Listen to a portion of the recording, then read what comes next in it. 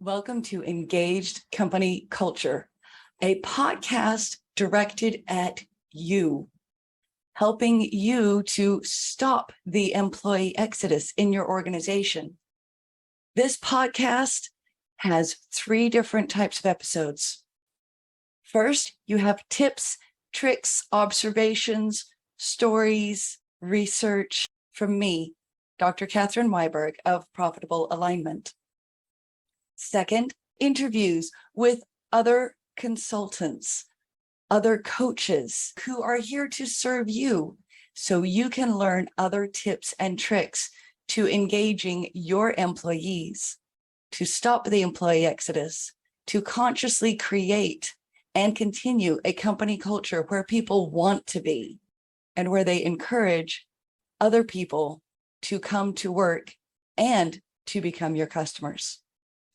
Third, I interview other business leaders who have engaged company cultures and want to share their stories.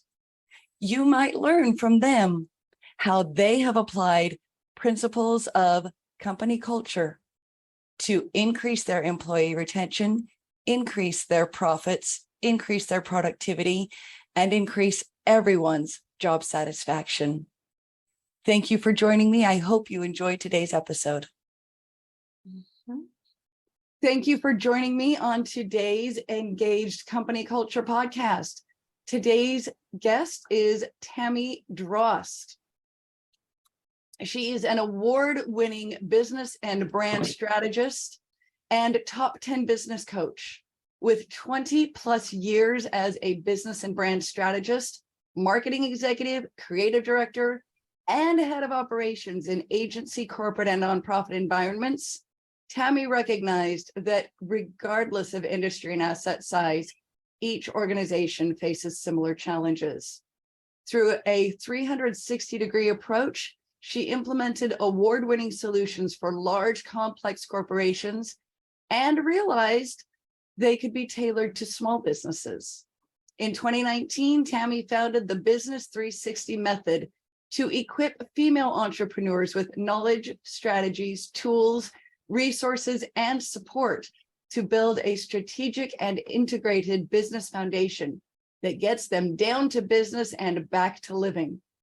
The Business 360 method offers business and brand strategy and alignment, one-on-one coaching, a private Facebook community, a done-for-you business plan, strategic planning, and 8-week business, brand, marketing, and communications programs with group coaching. Tammy speaks about business, brand, marketing, leadership, and self-confidence. She's a boy mom who enjoys traveling, kayaking, the gym, yoga, good books, and time with her 4 pets. Tammy, welcome to Engaged Company Culture. Thank you, and thanks for having me today. You have quite a diversified background with lots of change in size of the businesses you work with. I would like to know what brought you from where you were to where you are. Well, I think that it boiled down to, I started out in my career, so to speak, as a creative.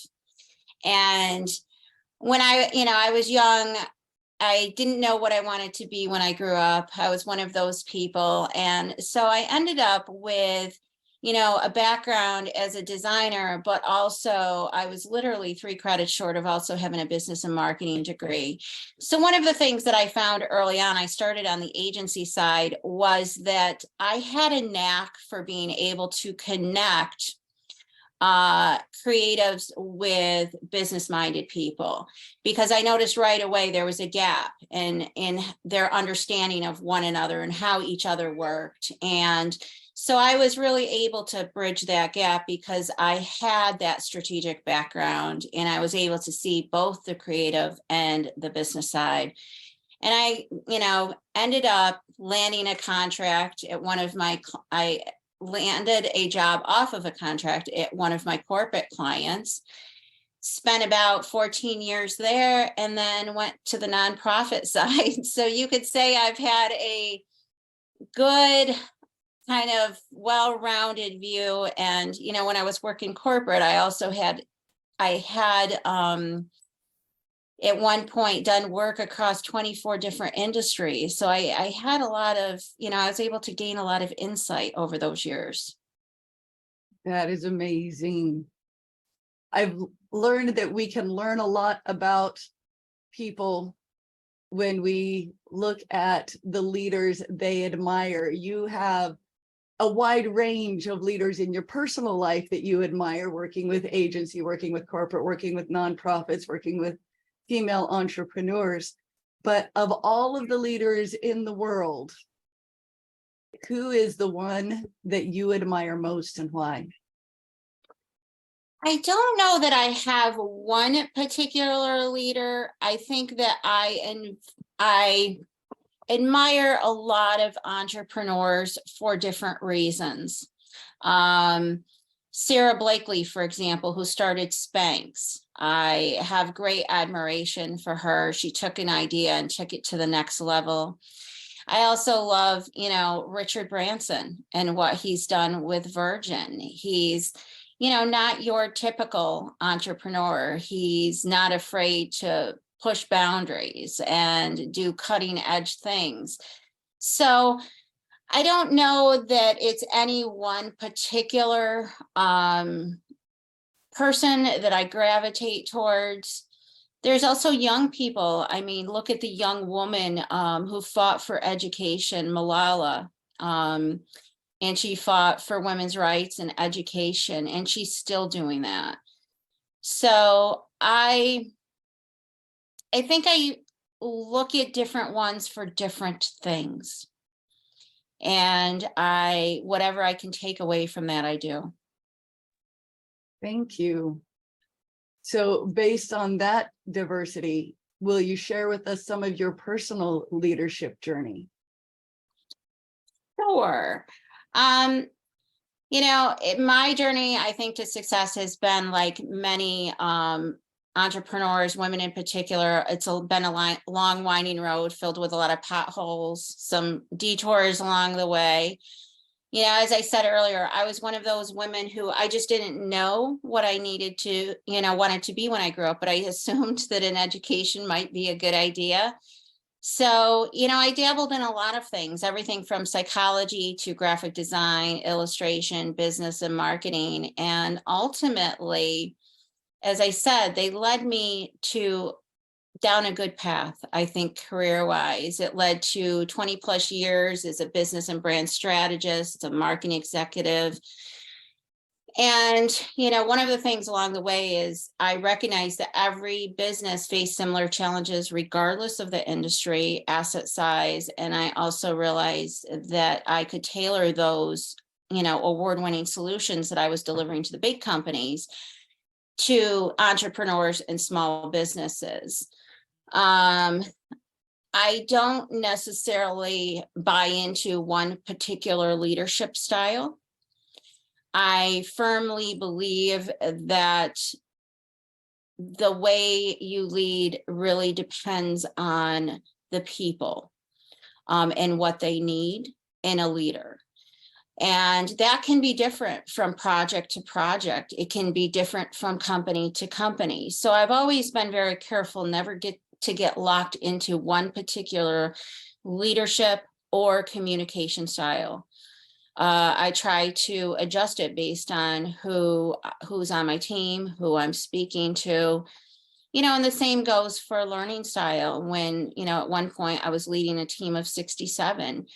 And if I interviewed every single person on my team, they would all tell you they had different preferences when it came to communication and learning. That is fantastic. I love that you are so open to what the people with whom you're working need.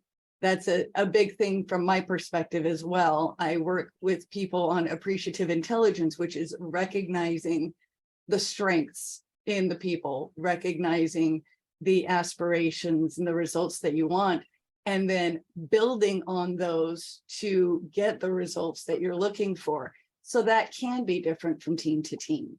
I love that you bring that out.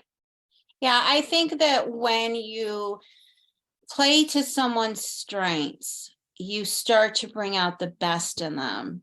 You're able to really help them shine.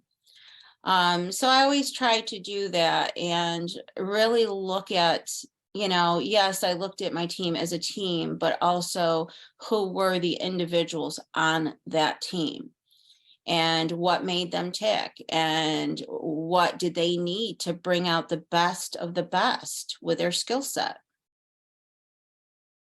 Thank you so much. So is this something that you teach in your Business 360 method? What advice would you give to leaders from that perspective? I would say is that, I see a lot of leaders sometimes forget where they've come from. And, especially leaders who have worked their way, from the ground up. And I think that as a leader, you can never lose sight of that, because a lot of times you might not realize that somebody's performance is poor because they don't have the tools they need to do their job effectively. So I think it's always important to have, as a leader, to have your finger on the pulse of the organization and on your team. Because if you don't, things start to slip through the cracks. You may not understand that somebody who's always been a top performer, suddenly they're showing up late to work every day. And maybe it's because they're dealing with a child who's sick, or maybe it's a personal issue and they're not comfortable telling that or mentioning that to somebody at work. So I think that as a leader, you have to really be in tune with, if you notice changes on your team, why is it happening? Could it be an organizational issue, a process issue? Could it be that they don't have the tools that they need? It could be as simple as that. I love that. I absolutely love that. And recognizing that it really could be anything. So I love that you were saying, have your finger on the pulse of the organization, know what your people are experiencing. Do they have the tools they need? Are they struggling with something on the personal side of life? If this person used to be a top performer, what actually is causing that person not to be a top performer anymore? Right. Now, another thing that you've talked about is in your branding approaches, in your marketing approaches, and the things that you do with clients. You have presented a question. I'd like to have a little bit more background on this, of how many employees understand a business's brand strategy and ultimate business goals. Why is that important? I think it's hugely important because when, and I'll give you a prime example. I worked for a large global organization who went through an extensive rebrand that affected over 150 countries. And it didn't just involve a rebrand. It was a total change management. It was a digital transformation from the company. And many times you have employees who, they're great employees. They've been there for a long time, but they're used to doing their job a certain way and they fear change. And I think it's important to, have onboarding programs from the time you hire somebody. The more they understand what their functional role is and how that role fits into the larger organizational goals, whether it's business and branding, whatever that is, or whatever their functional role is, once they understand the part they play in delivering that, they're armed with the knowledge. They understand what they need to do, why they're doing it. If you're just telling somebody, well, I need you to do this, and you don't tell them why, you don't tell them how it fits into the bigger picture, chances are you're not going to get as good of results as you might if you were more transparent. And it's not to say that every employee needs to know all the details of the business strategy and business plan. But what they do need to know is they need to know how they support that within their functional role. They need to have transparency and access to resources and tools and programs that allow them to deliver their best work and support those business and brand goals. I completely agree. I talk a lot about alignment. After all, my company is named Profitable Alignment, because when individuals, teams, and organizations are properly aligned, profits naturally follow. It's the same idea that if the employees know they're not just a cog in the system, but that they actually get to contribute, that what they do matters, that they understand, oh, this is where the organization is going, and this is how I impact it. This is how I influence it. This is why my role and why I am important. They're a lot more likely to be engaged. They're a lot more likely to be excited. They're going to have a reason to come to work and say, I work for this organization that has this vision and goal, and I get to help with that. The reason I started working there was because of this organization's vision and goal. When they identify with that, your employee exodus stops, because people get excited. And even if you are having employee exodus, one of the things, especially if you're a big organization, just like onboarding programs where it gives you a chance to really bring the employee into the family, so to speak, and help them understand everything about the organization.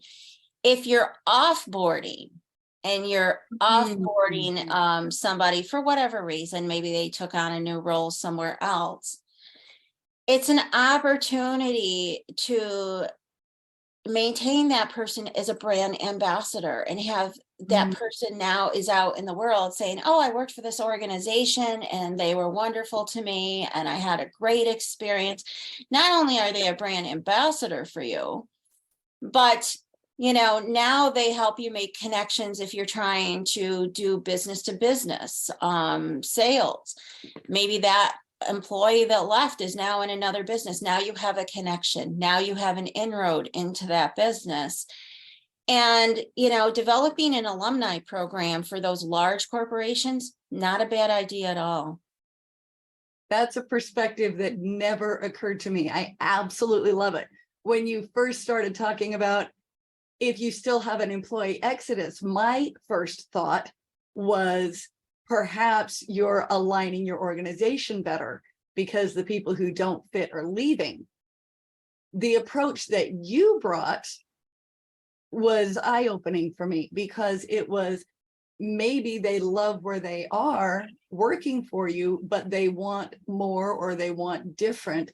And it's not necessarily they don't fit, but they might fit somewhere else better, or they might have, their goals may have changed.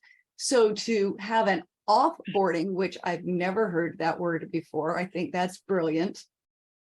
To find out how can we support you in your next role, and to give them a reason to still be your raving fan, to be your brand ambassador. That's brilliant. I hadn't even thought of that. I thank you for bringing that to the forefront. I think that's all those connection possibilities there. Yeah, I think people leave companies for a variety of reasons. Maybe it's for, because they want to be there, start a family, and be there for their young children. Maybe it's to take their career to another level. But then there's also that group, I think, that falls into they're not necessarily happy with the company, but they're in their comfort zone. They are comfortable in their role, but not necessarily happy. And sometimes they aren't, like you said, they're not a great fit for the organization. But I think that if you, as a leader, I always made the effort to coach those people out of the organization. And, it's a hard process, but what I found is many times those same people come back to me and say, I was so comfortable in my position. I didn't realize I wasn't a great match. And I'm so happy now. I wish I'd done this 10 years ago, 5 years ago. And so even though you've coached an individual out of the organization, you've still maintained a brand ambassador because it was a positive experience. And I think wherever you can create a positive experience, it comes back tenfold. Oh my goodness, I love it. Love it. I'm just all excited about everything you're saying. So with all of these wonderful things that you've been doing, all of these perspectives, all the places that you have implemented and helped in so many things, what is your favorite professional project? I would have to say the global rebrand for a large global, very complex organization. There were 38 teams involved. I personally led 6 of those teams, and I sat as a subject matter expert, as a branding expert on the remaining 32 teams. And I think what resonates with me is just, the scale of it. And it was the first time realizing that they're all part of this global organization. And now we're trying to develop this one brand global approach because of globalization.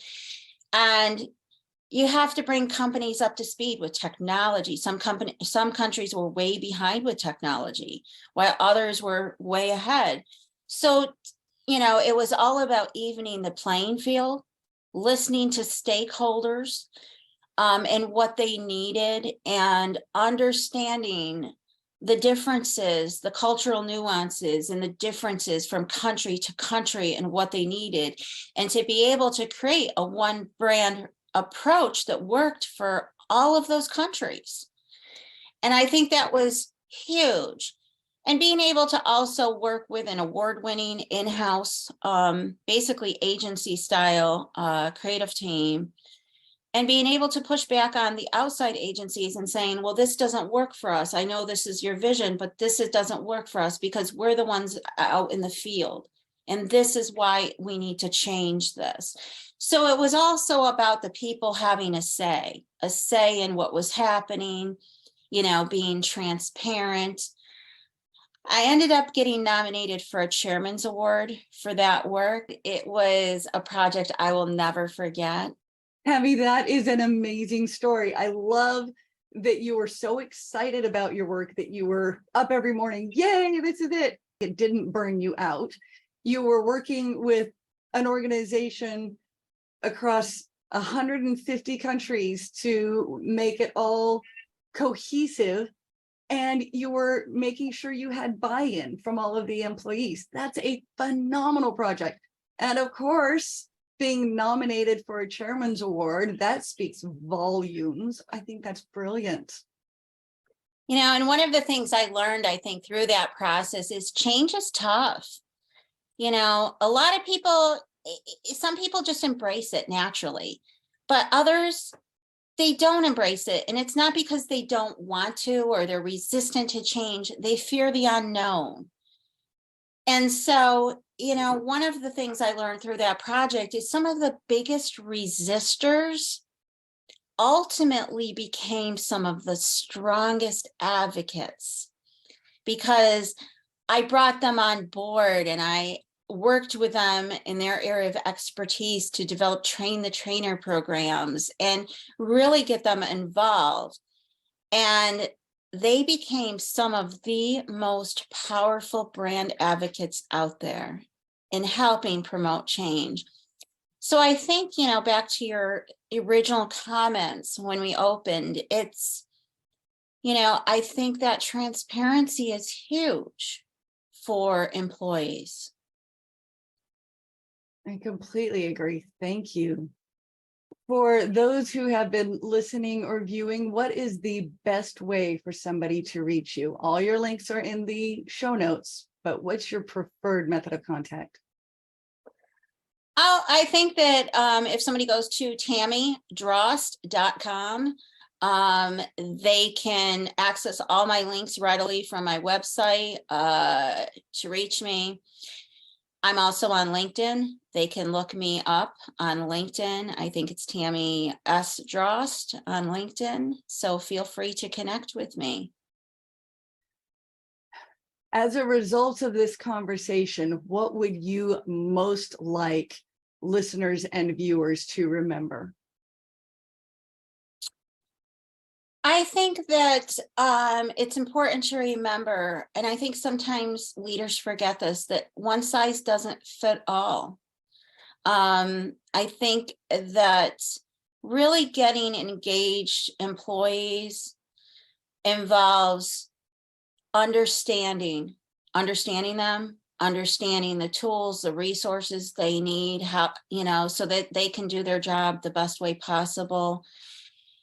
And really getting them involved in the process when there's major changes going on in the company, not just being transparent, but what are some of the roles that they could fill?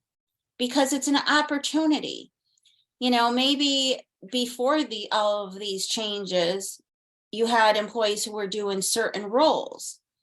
Now the opportunities open up to things that maybe they've never thought possible before, where they could stretch their skills a little bit.